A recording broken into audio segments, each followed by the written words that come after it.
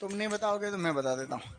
बोलो Panama wilt, fusarium oxysporum fungus, fungus species cubense. बोलो bunchy top virus, bunchy top virus, bunchy top virus फैलाता है इसको aphid, aphid pentalonia nigronervosa, pentalonia nigronervosa. इसके अलावा हमने इसमें पढ़ा था rhizome weevil, cosmopolites sordidus, pseudostem weevil, odoiporus longicollis. ठीक है, बोलो मोको डिजीज, शूडोमोनास सोलेनोसीरम। क्या हमने कुछ पढ़ा? कल हमने ये टॉपिक चालू किया था पपीता। पपीता के अंदर भी हम लोग काफी सारी बातें पढ़ रहे थे, वहीं से हम कंटिन्यू कर लेंगे आज वापस।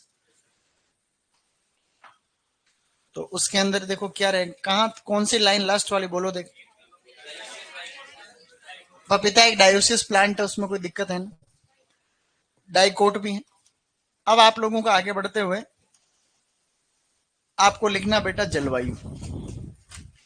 लिखो जलवायु। उससे पहले लिखा थोड़ी क्या, उससे पहले एक और पॉइंट लिख दो, पॉलीगेमस प्लांट। पपाया एक पॉलीगेमस पौधा। पॉलीगेमस का मतलब होता है ऐसा पौधा जिसमें तीनों सेक्स फॉर्म पाए जाते हैं, नर मादा द्विलिंगी तीनों ही आपको जो है तीनों फॉर्म देखने को मिलती है, इसलिए पॉलीगेमस प्लांट कहते हैं। अब आपको क्या करना है, यहां पर लिखना है जलवायु, और साथ में लिखते रहेंगे दो चार पॉइंट तो जो कि जो जनरल जनरल वाले हैं। तो ये इसको जलवायु चाहिए उष्ण। कैसी जलवायु चाहिए गाइस? उष्ण। अब आपको लिखना है खेती हेतु तापमान। पपीता की खेती हेतु तापमान लिखना इंपोर्टेंट है, पहले लिखा रखा वैसे मैंने। बताओ देख, 22 से 26 डिग्री सेंटीग्रेड, ये एग्जाम में आ सकता है सुपरवाइजर में। पपीता के बीजों के अंकुरण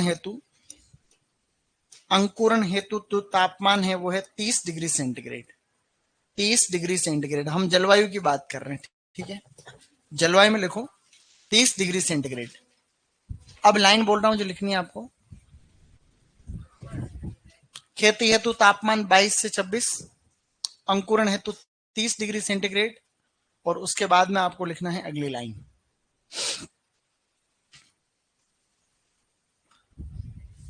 लिखो पाले के प्रति सर्वाधिक संवेदनशील। पाले के प्रति सर्वाधिक संवेदनशील हमें पता है पहले से। लिखो पाले के प्रति सर्वाधिक संवेदनशील। फिर लिखो जल भराव के प्रति संवेदनशील। पाले के प्रति संवेदनशील और जल भराव के प्रति संवेदनशील। देखो पाले के प्रति संवेदनशील और जल भराव के प्रति संवेदनशील। अब अपन धीरे धीरे आगे बढ़ने वाले हैं, ठीक है? कौन सा फ्रूट पढ़ा रहे हो? शाबाश बेटा। इनका नींदों में रहते हो रहे क्या करते हो बेटा? ऐसे क्या कर रहे हो? यहां तक डन?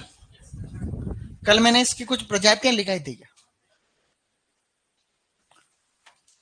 तो इसकी लिखो अब कुछ महत्वपूर्ण प्रजातियां, इंपोर्टेंट स्पीसीज। इसकी एक दो इंपोर्टेंट स्पीसीज पढ़ो।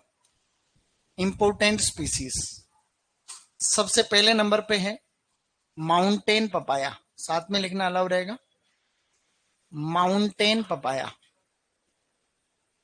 लिखो माउंटेन पपाया। पहला पॉइंट लिखो माउंटेन पपाया, मतलब पहाड़ी इलाकों में होने वाली पपीता, जिसको कहते हैं केरिका। कौन बोल रहा है? माउंटेन पपाया लिखो। पीछे का नहीं लिखा अभी तक तुमने? किस किसने नहीं लिखा पहले? इसका पड़ोसी का देख के लिखना, इसने तो लिख लिया पास वाले, तो वो तो हाथ खड़ा ही नहीं कर रहा है। अब मैं इसको बेक, यहां से हो जाएगा।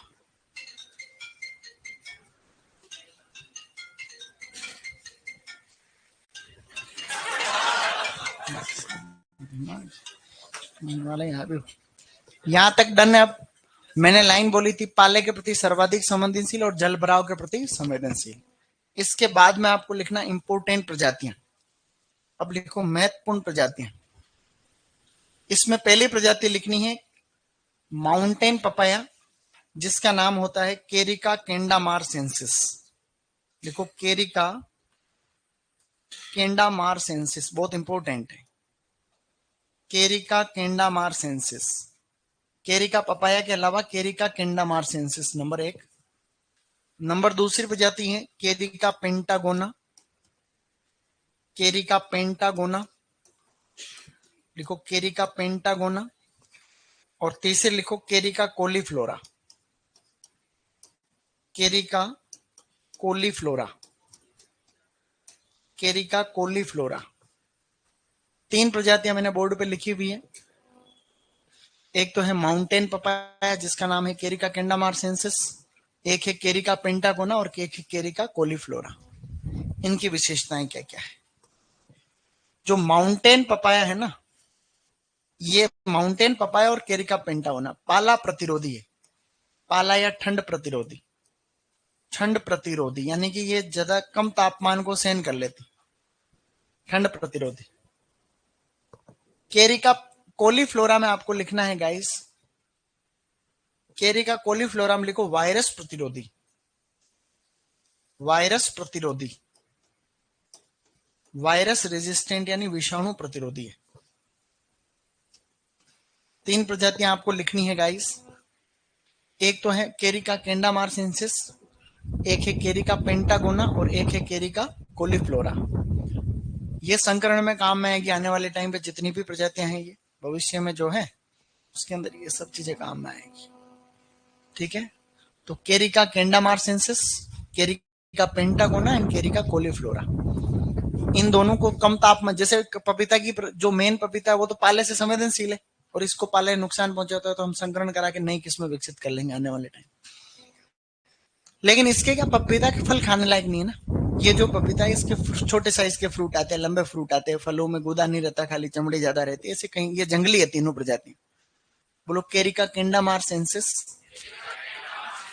केरिका पेंटागोना, केरिका कोलीफ्लोरा, वायरस प्रतिरोधी। अब लिखो आगे। अब लिखना है आपको बुआई। क्या करोगे? बुआई या पौधरोपण टाइप में। ऐसे लिखो पौधरोपण। पौधरोपण हमने ऑलरेडी पढ़ा हुआ है ना। तो पौधरोपण हम लोग जनरली जो करते हैं वो जो टाइम रहता है अपना जून जुलाई, सबसे अच्छा टाइम रहता है जून जुलाई का, जून जुलाई। जो R/P रखते हैं वो 2/2 पड़ा था, लेकिन पूसा नन्हा किस्म के लिए बस प्रश्न आएगा, पूसा नन्हा किसकी किस्म है? तो पपीता की है और उसको 2.5x2 मीटर पे लगाते हैं। सॉरी 2.5 क्या 1.25x1.25 मीटर पे, और 1.25x125 मीटर पे लगाएंगे तो पौधे कितने लग जाएंगे? 6400 पौधे लगते हैं 1 हेक्टर के अंदर। 6400 पौधे प्रति हेक्टर। पूसा नन्हा ये वैरायटी, ऐसा आपको थोड़ा सा ध्यान रखना, ज्यादा कोई लोड वाली बात नहीं। अब अपन इसकी बात करें, अब थोड़ा समझने की जरूरत पड़ेगी, ठीक है, थोड़ा दिमाग लगाना। अब अपन बात कर रहे हैं बुआई, बुआई या बीज दर की बात कर लेते हैं एक बार। बुआई बीज दर पपीता की इधर देखोगे सब, ठीक है, दिख रहा है ना थोड़ा थोड़ा। 2 प्रकार की किस्में हैं, एक तो है डायोसियस किस्में, एक तो पपीता की डायोसियस किस्में है गाइस, और एक है पपीता की गाइनोडायोसियस किस्में। गाइनोडायोसियस, गाइनोडायोसियस। पपीता में कितने प्रकार की किस्में होती है? 2 प्रकार की होती है, डायोसियस और गाइनोडायोसियस। मैंने आपको पहले बताया था कि डायोसियस किस्मों के अंदर नर और मादा अलग अलग पौधे पे आते हैं। डायोसियस किस्में जो होती है पपीता की, उसमें नर पौधा, नर भाग जो होता है अलग पौधे के ऊपर है और मादा भाग अलग पौधे पे। इस केस को डायोसियस कहते हैं, एक लिंगाश्रयी क्या कहते हैं। अब ऐसे जो बीज होता है ना, तो हम बीज को देख के ये थोड़ी बता सकते हैं उसमें कि नर निकलेगा कि मादा निकलेगा, नहीं बता सकते। बीज को देख के आप थोड़ी पता चलेगा कि पौधा बड़ा होने के बाद में नर या मादा क्या ही निकलेगा। तो किसानों के तो डबल लफड़ा रहता है इस किसान, क्योंकि नर पौधे के ऊपर कभी भी फल नहीं लगते, फल किधर लगते हैं? मादा फूल के ऊपर ही लगते हैं। तो जैसे किसान ने क्या करता है, इसमें किसान को समस्या तो रहती है, तो वो एक एक गड्ढे में 2-2 पौधे लगाता है। क्या करता है? 2-2 पौधे एक एक गड्ढे में लगाएगा। जब वो पौधे लगभग 60 से 70 दिन के, लगभग 60 दिन के आसपास होते हैं ना, तो उनके अंदर फूल आने लग जाते हैं। जैसे ये पौधा है, इसके अंदर फूल आए, दो दो पौधे निकल रहे, दो दो पौधे लगा रखे। जब फूल आएंगे तब तो आप नर्मदा पहचान सकते हो। तो जो नर फूल आता है वो पेनिकल के शेप में आता है। इस तरीके से तुमने गांव में देखा होगा, पपीता के अंदर जो नर होता है ना, उसका पूरा का पूरा पुष्प क्रम आता है ऐसे, और मादा फूल कम आते हैं ऐसे। ये मादा फूल बड़े होते हैं थोड़े, मादा फूल होते भी बड़े हैं, और दूर से देख के पहचान सकते हो आप। मादा फूल को खोल के देखोगे तो अंदर छोटा पपीता दिखता है अंडाशय के रूप में। छोटा पपीता आपको अंडाशय दिखेगा उसका ऑलरेडी, तो अपने को क्या पता चल जाएगा उसमें कि ये मादा फूल। तो आपने जब पहचान कर ली कि नर है या मादा है, पता चल गया, तो नर पौधों को हटाना चालू कर देंगे। बीच बीच में एक आधा रखेंगे, ये नर रख लिया, ये कहीं पर नर रख लिया, ये कहीं पर नर रख लिया। ऐसे पूरे खेत के अंदर लगभग 10% नर रखेंगे। कितना रखेंगे? मतलब अगर 10 नर मादा पौधे हैं तो एक नर रखेंगे। क्या रखेंगे अपन? तो कोई पूछे अगर कि पपीता के डायोसियस किस्मों में नर मादा अनुपात कितना रखते हैं, तो 1:10 रखते हैं। यानी 10 मादा पौधे हैं तो लगभग एक रखते हैं, ताकि पराग कणों की पूर्ति हो जाए। या यूं कह सकते हैं 10% नर रखते हैं। क्या कह सकते हैं? 10% नर पौधे। अब ऐसा करते हैं तो बीज दर भी ज्यादा चाहिए। ऐसे में बीज दर चाहिए 400 से 500 ग्राम। कितना चाहिए? 400 से 500 ग्राम बीज चाहिए पर हेक्टर। तो प्रश्न आएगा पपीता की डायोसिस किस्मों की बीज दर कितनी चाहिए? तो 400 से 500 ग्राम चाहिए, क्योंकि पौधों को हटाना पड़ता है तो बीज ज्यादा चाहिए। अब आती है क्रांति। क्या आती है? इधर आती है क्रांति। समझे बेटा? जिंदगी है झंड, ऐसे है। अब इसमें क्या है कि ये मैंने आपको पहले एक बार समझाया था कि डायोसिस का मतलब तो अलग अलग पौधे ही होते हैं। कुछ पौधों के ऊपर तो आते हैं मादा फूल। क्या आते हैं? कुछ पौधों के ऊपर आते हैं द्विलिंगी फूल। कैसे आते हैं? ध्यान देना इस बात को भैया। ये क्रांति, ये किस्में आने के बाद में पपीता की खेती में आ गई है क्रांति। अब इसमें तुम्हें कहीं नर पौधा अलग से थोड़ी दिख रहा है। यहाँ पे तो आधे नर आएंगे। जैसे 100 बीज लगाए तो 50 मादा और 50 नर आएंगे, तो समस्या रहेगी। वहां पे अगर पौधे लगाए हैं 500, तो उन 500 पौधों के अंदर कुछ पौधे तो आपको द्विलिंगी मिलेंगे और कुछ मादा मिलेंगे। तो द्विलिंगी है तो उसमें नर भी है, तो परागण यहाँ भी हो जाएगा, इसमें तो यहाँ पर भी हो जाएगा। हर पौधे पे फल बनेंगे।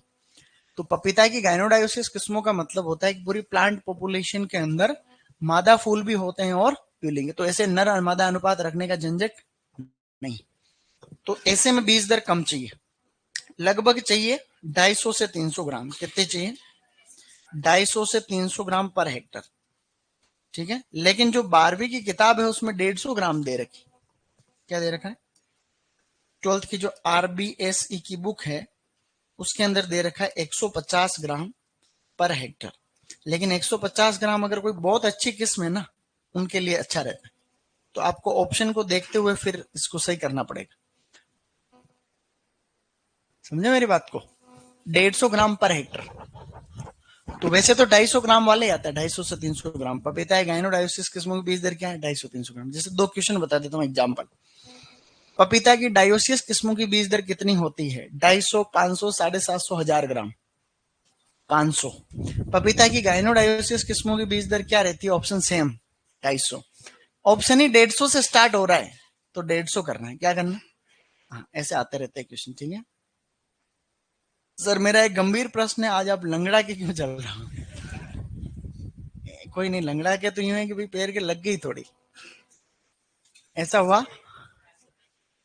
अभी तकलीफ बढ़ रही है ऐसा लग रहा है मेरे को। आज क्या हम क्रिकेट खेलने चले गए। कॉलेज में क्या RCM टूर्नामेंट चल रहे हैं ना, तो ज्यादा लड़कों को खेलना आता है नहीं। तो मैं कई दिनों से खेला ही नहीं मैं तुम्हारे, लेकिन उनका खेलना पड़ेगा, आओ खेलने ही नहीं। तो मैंने कहा ठीक है, वाह, सुबह 10 से 12 बजे के बीच में मैच होगा तो आ जाऊंगा, बाकी तो मेरी क्लास होती। तो 10:30 से 12:30 मैच चला गया मैं, 12 ओवर का मैच था। तो खेल रहे थे ओपनिंग में कि भेजा मेरे को ओपनिंग में, वो लेदर से था मैच। तो लेदर पे तो खेले हुए मेरे को 2-4 साल हो गए। पहले खूब पहले रोज लेदर पे ही खेलते थे, इसीलिए मेरे को फोन किया उन्होंने, क्योंकि वो बाकी सब टेनिस खेलते थे। तो वो सारे पेन तो पूरा जुगाड़ रखा था, जैसे सिस्टम जो भी है सारा पेन रखा, हेलमेट को छोड़ के। तो हेलमेट क्या है कि हेलमेट मेरे खेलने की आदत नहीं है ना, तो फिर क्या है कि ठीक खेल रहे थे। 12 ओवर आउट ही नहीं हुआ मैं तो उनसे। 12 ओवर का मैच था, तो 12 ओवर में आउट तो हुआ नहीं। तो 12 ओवर खेलते रहे हम बहुत दिनों बाद, 12 ओवर हो, 100 रन हमने बना लिए थे। लेकिन क्या हुआ कि फिर वो एक लड़का बहुत अच्छी बॉलिंग करता, गोली की रफ्तार से बॉलिंग आती है उसकी, एक उमेश करके मेरे स्टूडेंट है, तो उनके यहाँ हमारे मैच था, तो उसकी बॉल आती जैसे शटाक शटाक करके जाती, तो वो बाकी तो कह रहे डर रहे थे कि मैंने कहा ठीक है ये आती है तो अच्छी बात है, चलो इतने दिनों से ठीक रहेगा, तो खेल रहे थे सही। तो अब उसका लास्ट ओवर था, ठीक है, तो मेरी स्ट्राइक आई, तो मैंने कहा ठीक है मैं तो खेल लूंगा, कोई दिक्कत नहीं। तो उसकी एक बॉल आई यॉर्कर, तो उसकी बॉल सीधी यहाँ इस पैर के ऊपर आके लगी, ठीक है, खतरनाक लगी, मतलब मैंने कहा टूट गया दिया पैर तो। वो बात थी छठवें ओवर का लास्ट बॉल, छठे ओवर की लास्ट बॉल थी, क्योंकि 3 ओवर उसके आते हैं, 3-3 किसी और ने किए तो 6 ओवर हो गए थे। तो अब वो लगी तो लेकिन खेलता रहा मैं, गर्म खून था, पता ही नहीं चला मेरे को। तो खेलते रहे 100 रन बन गए हमारे, 50 तो लगभग वाइड नो बॉल से बन गए थे। 41 रन तो ऐसे बन गए थे, और 24 रन मैंने बनाए थे, 24 बॉल 24 रन, क्योंकि जब मैं खेलता रहा तो ज्यादा वाइड जा रही थी, तो मैं क्या करूं, तो बाद में तो खेला गया नहीं जाता, तो ठीक ठाक बात। लेकिन उनके लिए सबसे बड़ी टास्क थी कि आउट मत होना, क्योंकि मेरे सामने वाले सब आउट हो गए, जो आया आउट हो गया, जो आया आउट हो गया, सब आउट होते हुए 8-10 तो आउट हो गए। तो चलो मैं था तो कम से कम मैच तो खेल लिया पूरा, लेकिन चोट हो गई अब, तो लास्ट के ओवर में मैच हार भी गए। तो अब तो मैच तो हार गए उसी एक गधे की वजह से, क्योंकि मैं तो बॉलिंग नहीं कर पाया ना, फिर मेरे लग गई थी तो मैं तो बॉलिंग कर नहीं पाया। तो 1-2 ओवर मैं भी करता तो क्या पता जीत जाते, हो सकता है जीत जाते, तो हो सकता है कि जल्दी भी हार जाते, हो सकता है जीत जाते। तो एक लड़का था उसने वाइड बहुत फेंकी, पहले ओवर में 6 तो लगातार वाइड फेंकी, फिर पहली बॉल की उसने, और जब लास्ट के ओवर में हम जीतने वाले थे तो उसने एक ओवर थ्रो किया, उसके वो बाउंड्री पे था, तो उसके पास बॉल आई, उसने ओवर थ्रो फेंका जो कीपर से 4 फीट आगे जाके गिरी बॉल, वो चौका गया, फिर उससे हम हार गए फिर। तो ऐसे हार तो गए लेकिन लग गई, ऐसे लगी फिर, ठीक है, इसलिए क्या है कि लग जाती, खेल खेल में तो लगती रहती है, खेलते हैं तो। गिरते घुड़सवार मैदान जंग, वो क्या गिरेंगे जो पैदल दौड़ते, वो कहावत नहीं कि गिरते हैं घुड़सवार मैदान जंग में, वो क्या गिरेंगे जो घुटनों के बल चलते। तो लग जाती है तो लगती रहती है, लेकिन कबड्डी मत खेलना, उसमें हाथ पैर टूट भी जाते थे। अब मैंने जनरल नॉलेज की बात ये थी कि मादा जो फूल होता है ना, मादा फूल, मादा फूल से सुनो, मादा फूल से जो पपीता बनता है वो ऐसे राउंड शेप में रहता है, पहले बताया था मैंने। मादा फूल से जो फल बना वो राउंड शेप में रहेगा, और जो द्विलिंगी फूल से फ्रूट बना वो रहता है लॉन्ग शेप में। कैसा रहता है? लंबा। ये किसी किताब में नहीं लिखा हो, जनरल नॉलेज बता रहा हूं, ध्यान रखना भाई। मादा फूल से कोई फ्रूट बनेगा तो वो गोल रहता है ज्यादातर, आप मार्केट में खरीदने जाओ तो ये खरीदने चाहिए, मीठे रहते हैं, ये जितने मीठे नहीं रहते। मादा फूल से विकसित हुआ फल टेस्ट में इतना अच्छा नहीं होता, ये प्रूवन बात है। और द्विलिंगी ये यहाँ पर जो आप देख रहे हो ये मीठे रहते हैं। तो मार्केट में पपीता खरीदने के 2 ही तरीके बताए मैंने, एक तो लंबे वाले फ्रूट खरीदो, और एक वो फल खरीदो जिसका वजन ज्यादा है। जो फल ज्यादा वजन में रहता है ना, उसका टेस्ट ज्यादा अच्छा रहता है, मतलब मीठा ज्यादा होता है, ऐसा मेरा एक्सपीरियंस है, और ये सही है, तुम खुद इसको चेक कर लेना बाद। इसको उतारो ना, 1 ही मिनट में उतार लो, ज्यादा कुछ नहीं।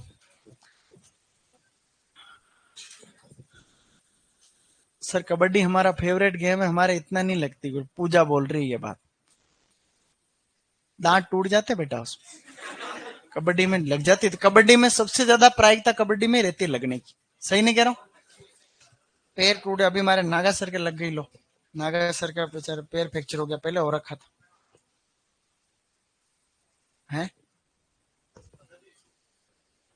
हवा लग जाती है तो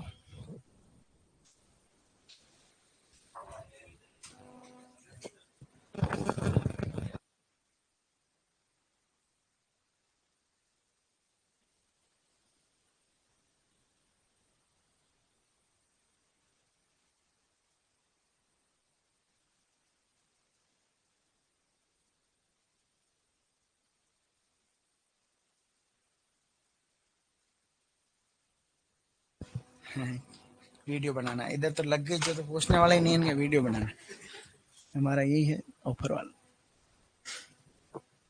चले आगे, जल्दी आगे बढ़ना, ठीक है बेटा, जल्दी बढ़ो जल्दी बढ़ो, शाबाश। अब सुबह पता नहीं क्या ही होगा, अभी तो फिर भी चल रहे हैं थोड़ा थोड़ा, सुबह तो हालत खराब हो जाएगी, है ना। तो तुम ही बताओ, देसी तरीका बता देना कुछ। देसी तरीका तुम जानते हो और सब। किसकी? बांस की पट्टी। बांस की पट्टी जो पेड़ टूटा थोड़ी है, ये तो खाली मोच है, ये तो आकड़े के पत्ते हैं।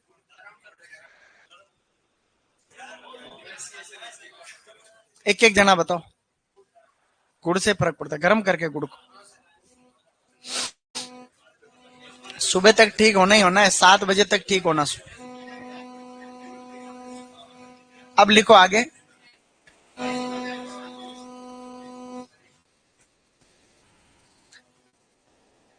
कौन सा उपचार डिस्कस करके बताने वाले हो तुम लोग?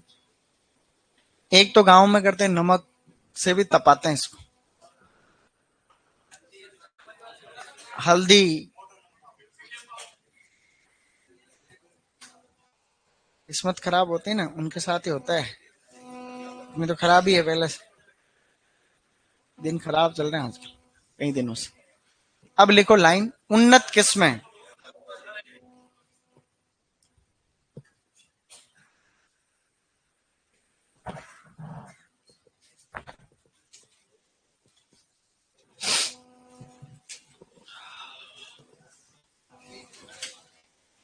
टॉपिक डालो उन्नत किस्में फटाफट से।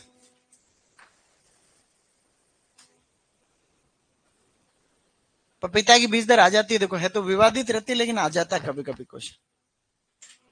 तो खाली समझने प्रश्न आएगा कि पपीता की निम्नलिखित में से पपीता की किस्में कैसे प्रकार की होती है? ऑप्शन डायोसिस, दूसरा गायनोडायोसिस, उपयुक्त दोनों। ऐसे क्वेश्चन आ जाता है, इजी आ जाता है कई बार। गायनोडायोसिस का क्या मतलब होता है? तो एक ही जनसंख्या के अंदर मादा फूल भी होते हैं और द्विलिंगी भी होते हैं। अब लिखो आगे।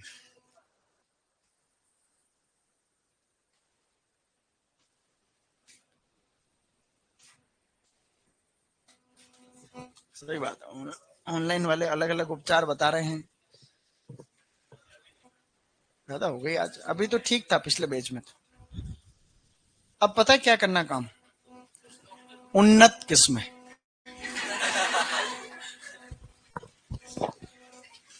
डॉक्टर के तो देखते हैं कुछ ज्यादा टूटा फूटा नहीं है, वैसे तो मेरे हिसाब से नहीं होना चाहिए, लेकिन क्योंकि शूज पहन रखा था ना।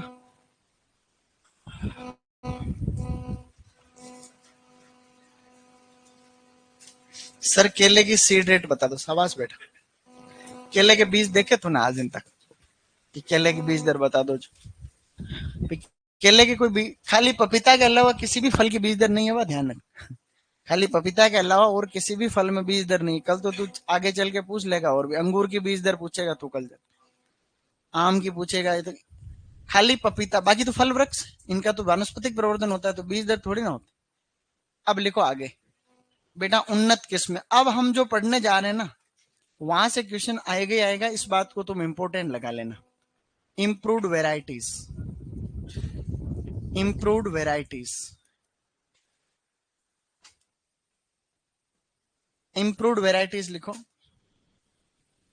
इधर तो सबसे पहले हम डायोसिस किस्में पढ़ रहे हैं। कौन से पढ़ रहे हैं?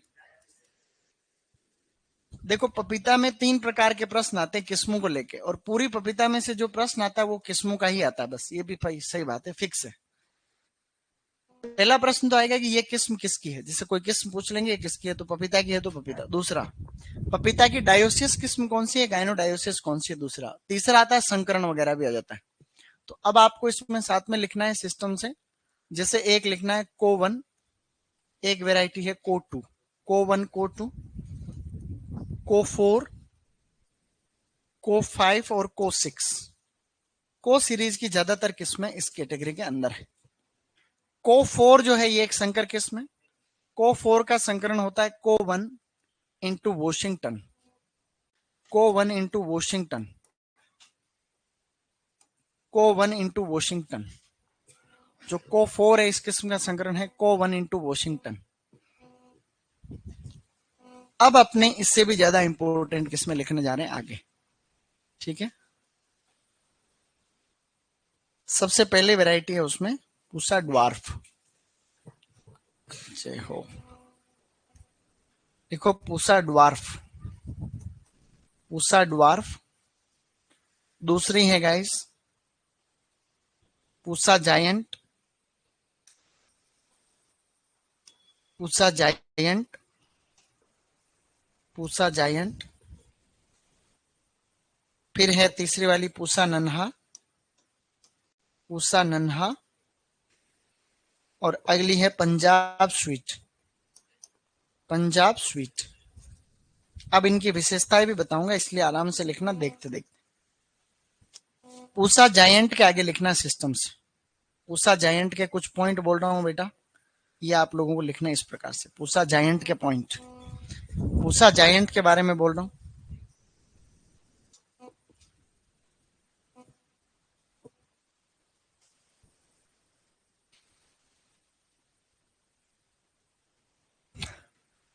सही है बेटा, चौधरी भाई सही कह रहा था कि सर मैं फुटबॉल खेलता था तो मेरा पैर टूटा, मैं क्रिकेट खेलता था तो कान में बॉल लग गई, वॉलीबॉल खेलता था तो मुंह पर लग गई, तो फिर खेलना छोड़ दिया। सही किया तुमने। पूसा जायंट के आगे पहला पॉइंट लिखो। पूसा जायंट किस्म की विशेषता बता रहा हूं, ठीक है। लिखो टूटी फ्रूटी बनाने हेतु, टूटी फ्रूटी। पूसा जायंट के आगे लिखना है टूटी फ्रूटी, टूटी फ्रूटी बनाने हेतु, टूटी फ्रूटी कैंडी बनाने हेतु, कैनिंग हेतु उपयुक्त। प्रसंस्करण के लिए ना, कैनिंग हेतु, ब्रैकेट में लिख सकते हो प्रसंस्करण हेतु, प्रसंस्करण हेतु लिखो, प्रसंस्करण हेतु। टूटी फ्रूटी बनाने हेतु, कैंडी बनाने हेतु और कैनिंग हेतु। इसी में दूसरा पॉइंट और लिखना है, पूसा जायंट की बात कर रहे हैं अभी। पूसा जायंट में दूसरा पॉइंट लिखो, पूसा जायंट में लिखो बेटा शाबाश, तेज हवाओं के प्रति सहनशील, तेज हवाओं के प्रति सहनशील। जायंट मतलब इसका पौधा काफी बड़ा होता है, मोटा सा होता है, तना मजबूत होता है, तो नीचे नहीं गिरता तेज हवाओं में। तो लिखो तेज हवाओं के प्रति सहनशील, तेज हवाओं के प्रति सहनशील। पूसा जायंट में लिखना है तेज हवाओं के प्रति सहनशील हो। अब लिखना है पूसा नन्हा। अब लिखेंगे 2-3 पॉइंट पूसा नन्हा के बारे में, अच्छे अच्छे पॉइंट लिखना। देखो यहां से क्वेश्चन आएगा, बोल दिया ना तो आएगा ही। अब तुम्हें पूसा नन्हा के बारे में पॉइंट लिखना। सबसे पहला पॉइंट लिखो उत्परिवर्तित किस्म, उत्परिवर्तित किस्म। दूसरा लिखो इसमें बोनी किस्म, बोनी किस्म, अत्यधिक बोनी है, मतलब काफी छोटा पौधा होता है, बोनी किस्म। तीसरा लिखना है बोनी किस्म के आगे कर सकते हैं अपन सघन रोपण हेतु, एचडीपी हेतु, एचडीपी हेतु उपयुक्त, किचन गार्डन हेतु उपयुक्त, किचन गार्डन हेतु, या छत पर लगाने हेतु या गमले हेतु, गमले में लगाने हेतु, गमले में या छत पर लगाने हेतु, छत पर, पौधा छोटा होता है ना इसलिए, छत पर लगाने हेतु उपयुक्त, छत पर लगाने हेतु उपयुक्त। समझ गए। उत्परिवर्तित किस्म है, बोनी है, किचन गार्डन हेतु, गमले में हेतु, छत पर लगाने हेतु, ये इस प्रकार से। तो ये छोटा होता है पौधा। पूसा नन्हा शब्द से पता चल, नन्हा मुन्ना, सो दैट्स वाई नन्हा प्लांट। नन्हे मतलब छोटा पौधा होता है। पंजाब स्वीट के आगे कुछ भी नहीं लिखना है। अब ये जो किस्में लिखी हुई, एक प्रश्न तुम्हारा अब हो गया सही। पता कैसे सही होगा? अब मैं तुम्हें इसके ट्रिक से याद करा दूंगा, जो कि ट्रिक तुम्हें पहले से आती है। शाबाश। ट्रिक है इसकी, बोलो डीजे नाइट इन पंजाब, बोलो DJ night in Punjab, DJ night in Punjab. Pusa dwarf, Pusa giant, Pusa नन्हा, पंजाब स्वीट। ये ट्रिक सबको याद करा दी मैंने पूरी कोचिंग में। अब तुम बचे खाली। बोलो DJ night in Punjab, Pusa dwarf, Pusa giant, Pusa नन्हा, पंजाब स्वीट। तो अगर ये, अब प्रश्न कैसे आएगा, निम्न में से कौन सी किस्म गाइनोडायोसियस है? तो 3 तो यही आते हैं, जैसे जेट में भी आए इस साल, जेट 2024 में भी क्वेश्चन आ गया था कि कौन सी है, तो उसमें 3 ऑप्शन क्या है, Pusa giant, Pusa dwarf, Pusa giant, Pusa नन्हा और एक दूसरी आई। तो बच्चों को तो तुरंत ही पता था, डीजे नाइट इन पंजाब। उनको 10 बार तो टेस्ट में दे दिया, जैसा कि तुम्हें भी दे दूंगा। लेकिन कुछ तो क्या अकल के लट होते हैं बिल्कुल, उनको 20 बार टेस्ट में दे दूं, 10 बार पढ़ा दूं, फिर भी उसको गलत कर आते है। तो कुछ कुछ होते हैं, सब ऐसे नहीं है, क्योंकि उनका ध्यान नहीं रहता किधर, इसलिए ध्यान। बोलो डीजे नाइट इन पंजाब। एक प्रश्न और, यही सेम क्वेश्चन डबल ए में भी रिपीट हो रखा है। मैं डबल ए बना था उस समय भी यही क्वेश्चन आया था, मैं डबल ए था तब यही क्वेश्चन आया, तो मैंने तो बोल दिया डीजे नाइट इन पंजाब, तो सही हो गया। एक प्रश्न सही होने से तो बहुत फर्क पड़ता है उधर। अब क्वेश्चन आया एआरओ में, किसमें आया, निम्नलिखित में से कौन सा कथन पूसा नन्हा पपीता की किस्म के बारे में सही नहीं है। यह एक उत्परिवर्तित ब्रीडिंग के द्वारा विकसित किस्म है, इसका पौधा छोटा यानी बोना होता है, सघन रोपण हेतु उपयुक्त है। अगला है, यह पपीता की प्रसिद्ध गायनोडायोसिस किस्म। क्या है गायनोडायोसिस, ये तो डायोसिस। क्या तुम्हें याद नहीं हो जाएगा, और याद करोगे। एक इसके नीचे जनरल नॉलेज के लिख दो, हथरस गोल्ड। हथरस गोल्ड ज्यादा इंपॉर्टेंट नहीं है, ऐसे लिख दो डायोसिस में हथरस गोल्ड। और उसके बाद में आप लोग पता क्या लिखोगे, अब लिखो गायनोडायोसिस किस्म है। अब लिखो गायनोडायोसिस किस्म है, डायोसिस तो हो गई, अब लिखेंगे गायनोडायोसिस। हथरस गोल्ड। सबके डन है, बोलो DJ night in Punjab. Pusa dwarf, Pusa giant, Pusa नन्हा, पंजाब स्वीट। अब लिखो गायनोडायोसिस किस्म। ये डायोसिस पूरी हो चुकी है, अब है गायनोडायोसिस। को सीरीज की सब किस्में इधर लिखी हुई, एक आदि को छोड़ के, को 1, को 2, को 4, को 5, को 6, खाली को 3 और को 7 को छोड़ रखा हमने। अब लिखो दूसरा ग्रुप, गायनोडायोसियस। गायनोडायोसियस किस्म, गायनोडायोसियस किस्म। गायनोडायोसियस किस्मों के अंदर सबसे पहले मैं आप लोगों को संकरण बताने वाला हूं। बोलो को 3, अर्का सूर्या, इधर देख लो 2 मिनट फिर लिख लेना। अर्का सूर्या, इसको सीधा बोलते हैं सूर्या, क्या कहते हैं। अच्छा बोलो अर्का प्रभात, ये कोई छोटी मोटी चीजें नहीं बता रहा हूं।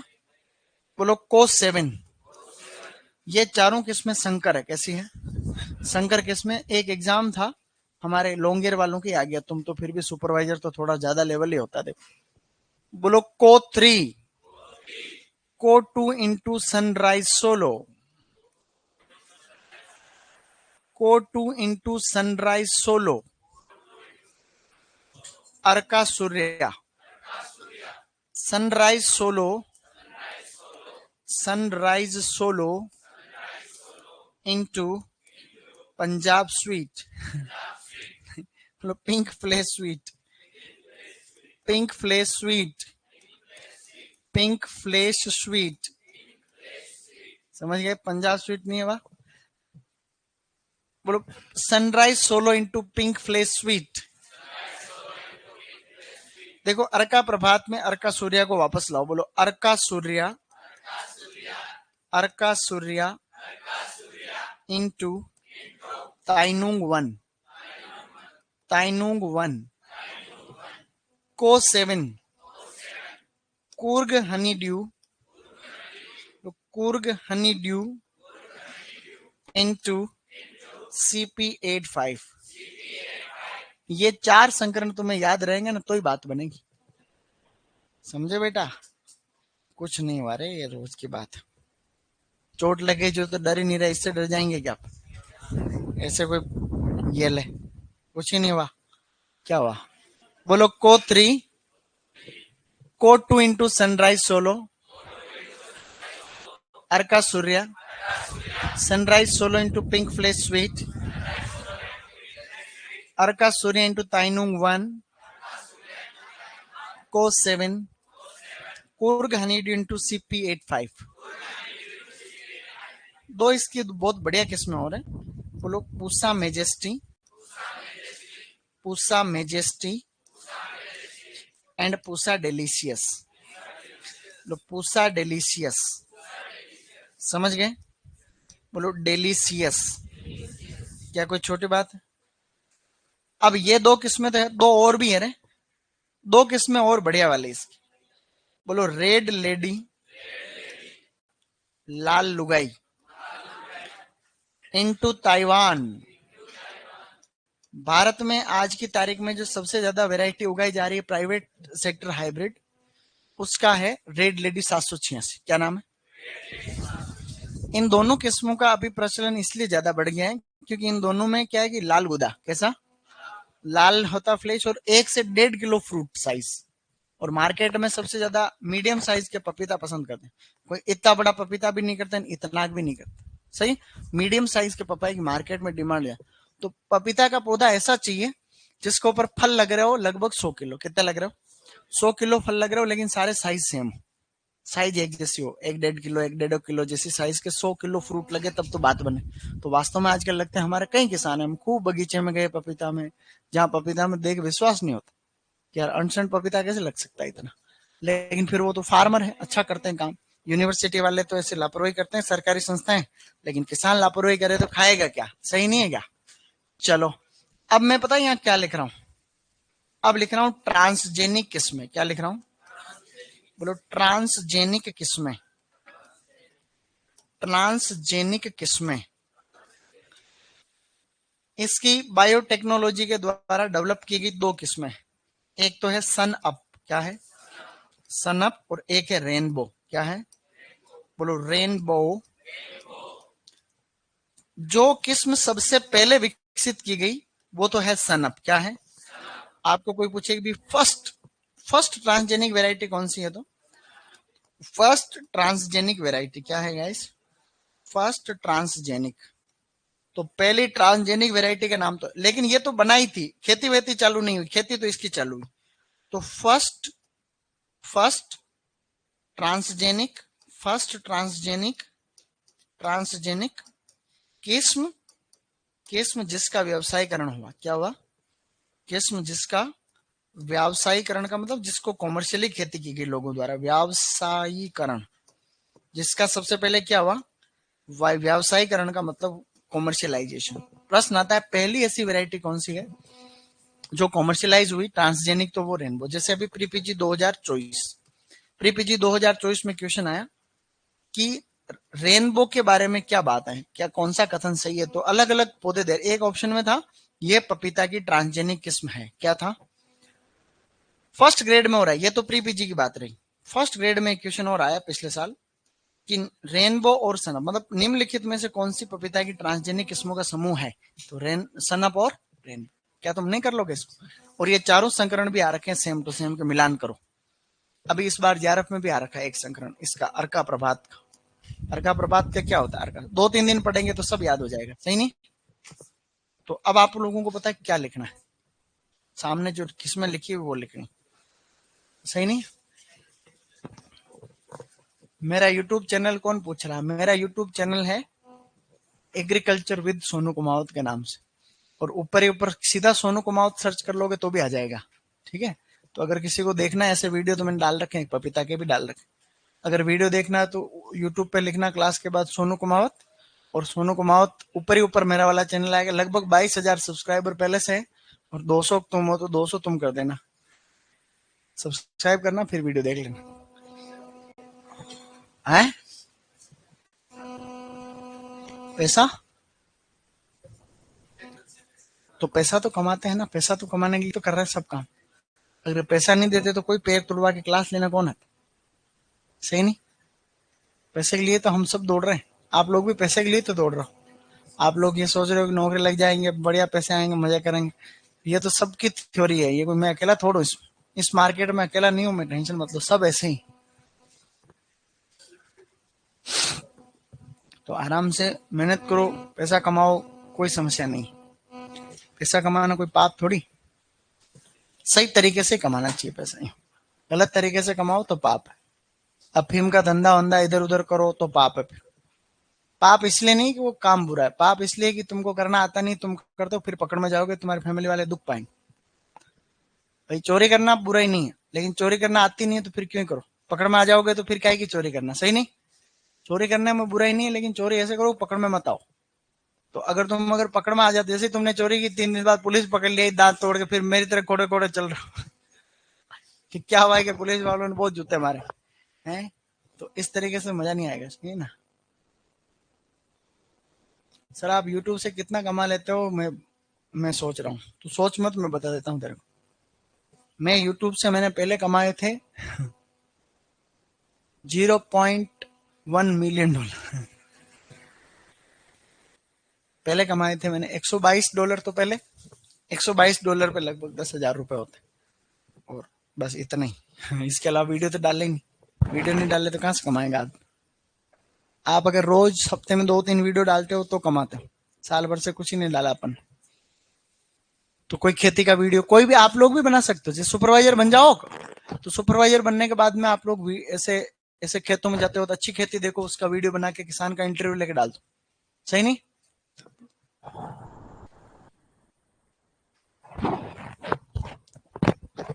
कितनी देर लगाओगे लिखने में? फटाफट लिखो।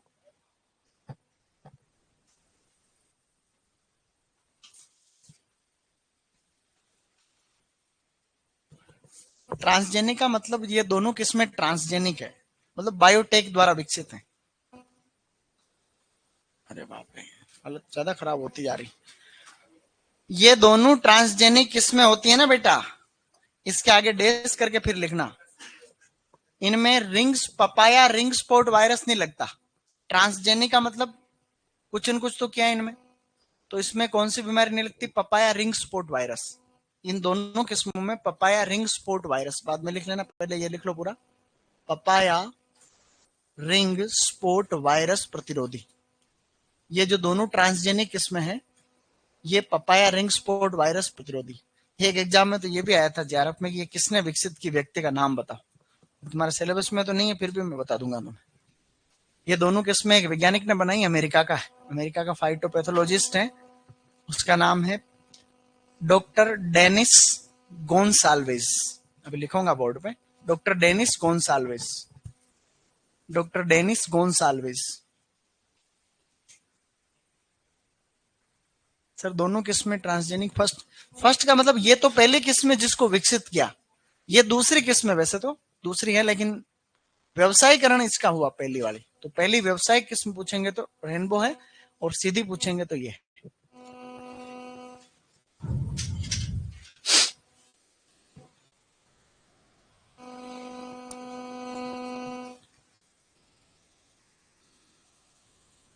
ये संकर किस्म में चारों पूछूंगा कल, ठीक है। तो ये 4 किस्में अपने को याद करनी, चारों संकरण, क्योंकि ये टेस्ट में आएगा तुम्हारा, अगला टेस्ट जब भी होगा यही चीजें आएगी उसमें। कल आएंगे क्या मतलब? मैं आऊंगा यूं, तुम आ जाऊंगा मैं, टेंशन मत लो। सुबह 7 बजे क्लास है, तुम्हारे तो लेट है, मेरी सुबह 7 से ही है। सुबह 7 बजे तो मैं यहाँ क्लास ले रहा हूँ ऊपर, सही नहीं? आ जाऊंगा मैं, कुर्सी लगवा दूंगा एक क्लास में, कुछ भी ऐसे भाषण दे दूंगा तो भी कीमती होगा वो। कुछ तो बोलेंगे ना अपन, बिठा देंगे, बैठ बैठ के बोलते रहेंगे, बच्चों को लिखवा देंगे, लेकिन कम से कम ऐसा कुछ बोले जो काम का हो, सही नहीं?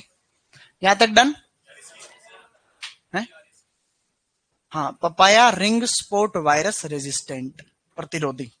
पपाया रिंग स्पॉट वायरस पपीता में एक बीमारी होती है, आगे पढ़ेंगे, उसको एफिड फैलाता है उसको। और ये दोनों ट्रांसजेनिक किस्में कोई पूछ ले कि किसने विकसित की, तो उस वैज्ञानिक का नाम लिख रहा हूं इधर, doctor Dennis, doctor Dennis Gonsalves, Gonsalves, doctor Dennis Gonsalves. JRF में आया क्वेश्चन इसी साल कि पपीता की ट्रांसजेनिक किस्में किसने बनाई, तो रेनबो और सनअप किस्में बनाई है ये दोनों doctor Dennis Gonsalves and papaya ring spot virus resistant है, समझे बेटा? शाबाश। Papaya ring spot virus, papaya ring spot virus resistant. चले आगे, क्या हमने अभी तक कुछ पढ़ा? कुछ पढ़ा क्या? एक बार क्या हुआ, एक आदमी की शादी थोड़ी सांवले रंग की लड़के से हो गई। रेड लेडी से याद आया? सांवले का मतलब थोड़ा यूं कोयले जैसा रंग। तो रंग तो क्या, रंग तो देखो या तो काला होता है या भूरा होता है। तो ये तो अपन ऐसे अलग अलग समझते हैं, अपना एक अलग मैटर है। तो वो क्या, लेडी रोज सजती धजती और अपने पति को बोलती कि कैसी लग रही हूँ। तो रोज सजती, वो रोज तो उसको इग्नोर करता है कि क्या है, कुछ निकल जाएगा तो नाराजगी हो जाएगी फिर, ठीक है। कहानी खोड़ी है तो ही है तो लुगाई।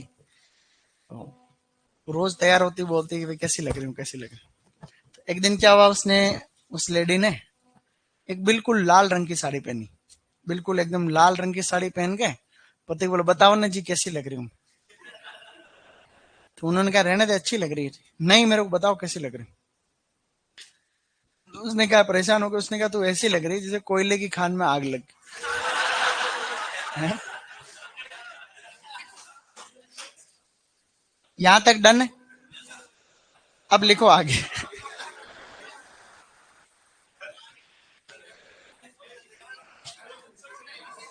DJ night in Punjab, Usha dwarf, Usha giant, Usha Nanha, Punjab sweet, CO 3, CO 2 into sunrise solo, Arka Surya, sunrise solo into pink flesh sweet,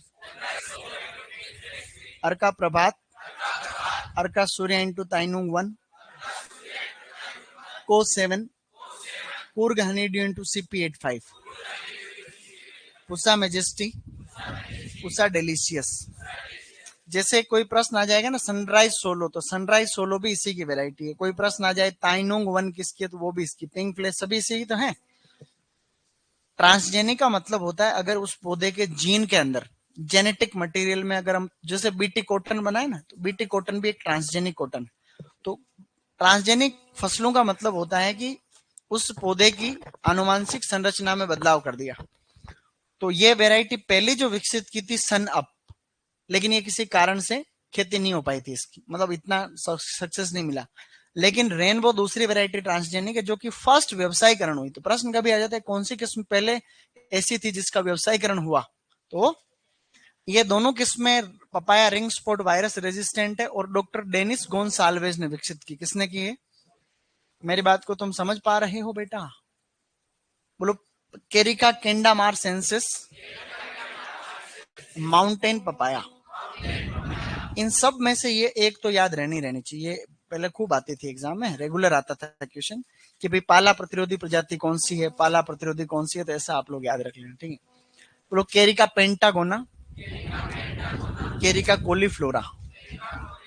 हमने कुछ पढ़ा क्या आज? ये कुछ किस्में थी, ये आप लोग ध्यान रखना।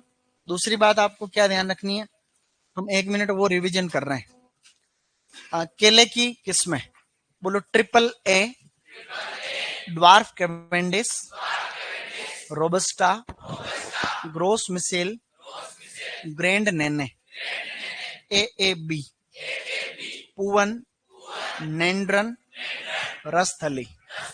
ए A B, Manthan, Karpuravalli. A B, Kunnan, lady finger. A A A B क्या था? Gold finger. एक वैरायटी संकरण थी कोवन, वो किसको याद है? हाथ खड़ा करो। कोवन का संकरण किसको याद है? याद ही नहीं है ना, हाथ खड़ा कर रहा पागल।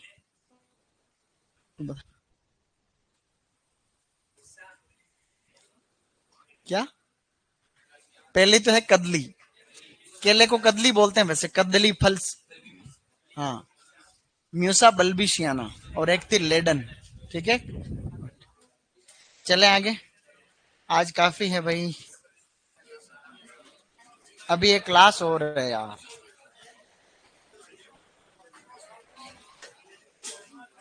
तारीख कितनी आज? 22।